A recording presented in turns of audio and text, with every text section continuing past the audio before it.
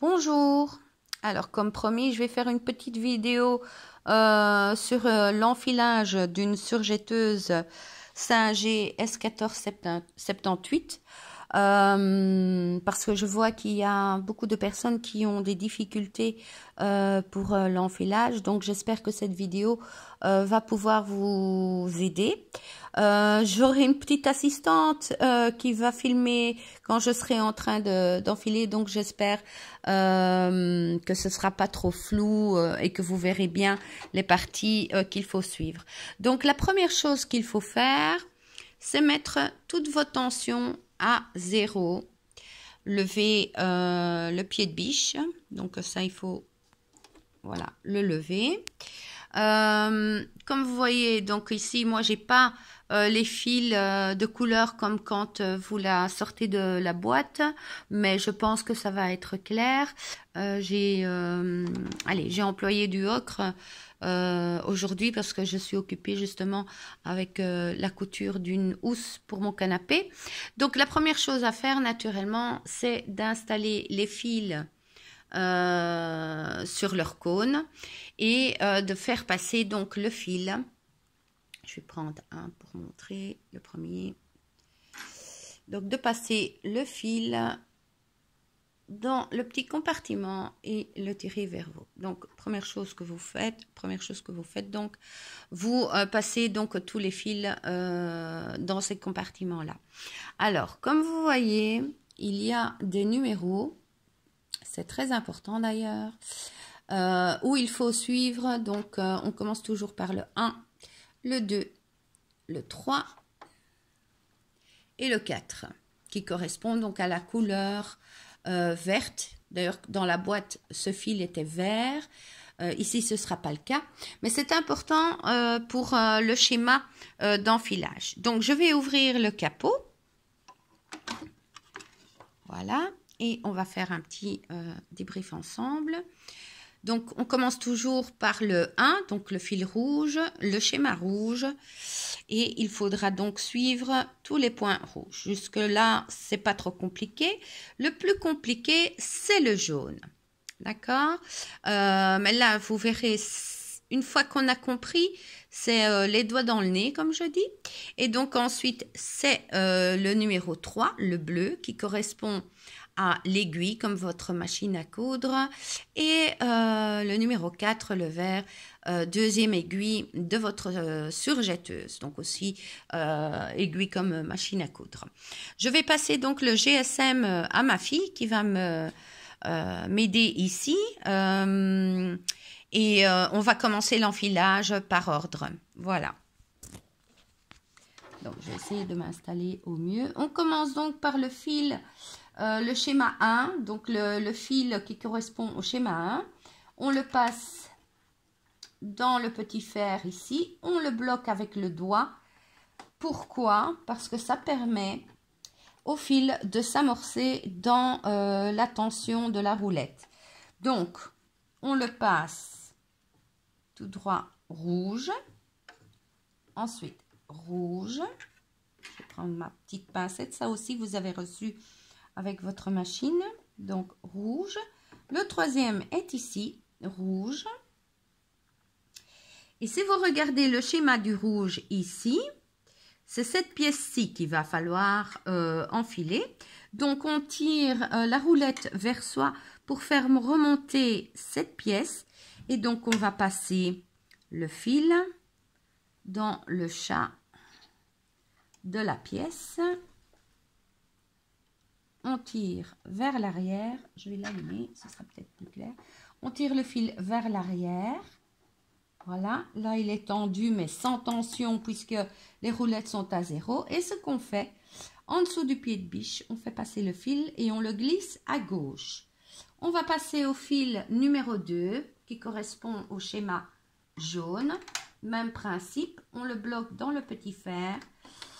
On descend le fil qui va s'amorcer dans le mécanisme de la roulette, de la tension. Premier jaune, et on le voit ici d'ailleurs. Premier jaune, deuxième jaune. Je vais m'aider de ma petite pince. Donc, deuxième jaune, troisième jaune, Il n'est pas vraiment noté jaune ici, mais il va falloir passer le jaune dans ce compartiment-là. On le voit d'ailleurs ici. Toujours avec la petite pince parce que c'est plus facile. Je prends le fil, je le fais passer ici. Si vous regardez le schéma, et même je vais dire le point, est-ce qu'on le voit bien ici? Il y a cette pièce-ci qu'il va falloir enfiler et également celle-ci. Celle-ci, on va la faire en dernier lieu. Donc, je prends mon fil, je le fais passer dans le chat de cette pièce, je le reprends, je le tire vers moi, je le fais passer en haut de la pièce numéro 1, hop, je le fais passer en haut, c'est pas évident parce que je suis sur le côté de la machine, je tire, je fais passer donc le fil en dessous du pied de biche et je le mets sur la gauche. Maintenant, on va reprendre le fil entre ceci et la dernière pièce et on va l'installer sur les deux crochets de cette pièce-ci que je vous avais dit, on ne l'installe pas pour le moment. Donc, je prends ici, je tire mon fil et je le mets dans le crochet. Et pour l'instant, on laisse ça comme ça. Avec la manœuvre qu'on fera à la fin, le fil va s'installer dans cette rainure-ci, comme décrit ici. Mais ça, je vous montrerai comment le faire. Maintenant, on va installer le fil numéro 3. Voilà. Hop. Je serre pour le faire coincer dans la roulette. Et ça c'est comme votre machine à coudre. Voilà, je vais mouiller, ce sera plus simple. Je vais aussi couper parce que je vois.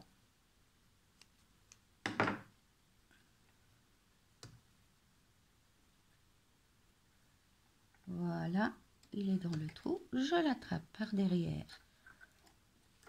Je tire.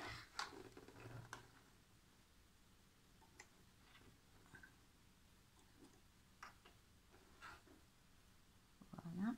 Je le fais donc passer en dessous du pied de biche et je le ramène sur la gauche comme les deux autres. On va procéder au dernier, le fil numéro 4. Hop. Je le bloque, je tire et je suis donc le schéma pour aller donc tout droit. Je remonte pour aller enfiler l'aiguille numéro 2. Je regarde si c'est bien coupé. Oui. Hop, je mouille le bout. Oh non, il n'est pas bien coupé. Ça c'est plus facile naturellement pour enfiler. Mais j'imagine que vous êtes déjà bien au courant qu'il est mieux d'avoir un fil coupé bien net. Je m'excuse pour la lenteur, mais vu que je suis sur le côté, je ne suis pas bien placée pour mettre. Je vais bouger parce que je n'y arrive pas. Je ne suis pas bien placée pour faire passer le fil dans le chat. Voilà, de l'aiguille numéro 2. Donc, je l'attrape sur l'arrière. Voilà, en dessous du pied de biche. Et je le ramène donc sur la gauche, comme les autres. Alors, on va revenir sur l'enfilage. Donc, on commence toujours par le rouge, hein, c'est numéroté.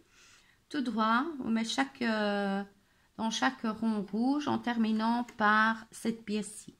Le jaune, tout droit, on suit, c'est comme le schéma. Donc, deuxième, troisième, quatrième, cinquième, et puis on fait passer le fil sur le crochet. Tu le filmes bien? Oui. Voilà, sur le crochet ici. Et donc, le numéro 3 et le numéro 4. Maintenant, on va tourner la molette vers nous. C'est toujours vers nous qu'il faut le faire. En faisant cette manœuvre-là, le fil va s'installer dans la rainure. Vous allez voir. Tu filmes bien là, Joyce? Voilà. Hop, il va se mettre en arrière et il va faire le process tout seul. Voilà. Bon, maintenant, les fils ne sont pas tendus puisque les tensions sont encore à 0. On va le mettre sur 4, qui est le standard. Donc, on ramène toutes les roulettes sur 4. Hop. Voilà. On ferme le capot. On abaisse le pied de biche et on peut faire notre petite chaînette. On commence tout doucement. Voilà. Voilà. Chaînette avec tension 4. Naturellement, si elle doit être plus serrée, vous bougez tout simplement ici. Dans votre bouquin, vous avez un aperçu selon les tissus, quelle tension il faut mettre, quelle tension il faut mettre ici. Donc, si vous regardez bien, il est entouré, le 3, c'est le standard en fait. Mais selon les tissus que vous utilisez, ça peut changer. Donc, et ceci, c'est si vous avez un tissu épais, donc vous le montez ou vous le descendez, pardon, selon l'épaisseur du tissu. Le standard, c'est 1 cm ici. Voilà, ça c'est le standard. Tension 4, 1 cm, 3 pour le premier bouton et 1 pour le deuxième bouton. Voilà, ça c'est le standard. J'espère que cette vidéo vous aura aidé. Ne stressez pas. Le plus dur est de faire passer le fil dans l'échat des aiguilles pour moi.